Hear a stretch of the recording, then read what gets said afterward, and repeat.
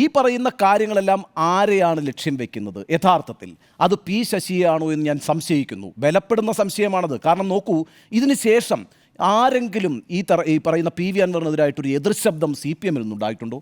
ഇടതുപക്ഷ മുന്നണിയിൽ നിന്നുണ്ടായിട്ടുണ്ടോ? മറുവശത്ത് എന്താ സംഭവിച്ചിരിക്കുന്നത്? പിന്തുണയല്ലേ ഉണ്ടായിട്ടുള്ളത്? ആദ്യം പിന്തുണച്ചതാരാ? M V ഗോവിന്ദനാ പിന്തുണച്ചത്. ഈ പറയുന്ന സർക്കാരിലെ പോലീസിനെതിരായിട്ട് നിങ്ങൾക്ക് എന്തെങ്കിലും ആക്ഷേപം ഉണ്ടെങ്കിൽ പറയാം എന്ന് പറഞ്ഞുകൊണ്ട് ആദ്യം തന്നെ ഇതിനെ വളരെ മൃദുവായി കൈകാര്യം ചെയ്തത് സംസ്ഥാന സെക്രട്ടറി ആയിട്ടുള്ള എം വി ഗോവിന്ദനാ. രണ്ടാമത്തെ പ്രതികരണം വന്ന ആരുടെയാ? മുഹമ്മദ് റിയാസിൻ്റെ. എന്താ പറഞ്ഞത്? മെറിറ്റ് ഉണ്ടെങ്കിൽ അന്വേഷിക്കും എന്നാണ് പറഞ്ഞത്. ഇന്നിപ്പോൾ എൽ ഡി എഫ് കൺവീനറിൻ്റെ പ്രതികരണം വന്നല്ലോ. അദ്ദേഹം 5 മണിക്കൂർ മുമ്പ് പ്രതികരിച്ചിട്ടുണ്ട്. എന്താ പറഞ്ഞത്?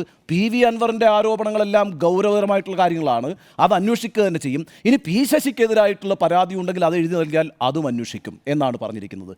അപ്പോൾ ഇത് വളരെ കൃത്യമായ ഒരു രാഷ്ട്രീയ അജണ്ടയുടെ അടിസ്ഥാനത്തിൽ നടന്നുകൊണ്ടിരിക്കുന്ന ഒരു നീക്കമായി തന്നെയാണ് ഞാൻ മനസ്സിലാക്കുന്നത്.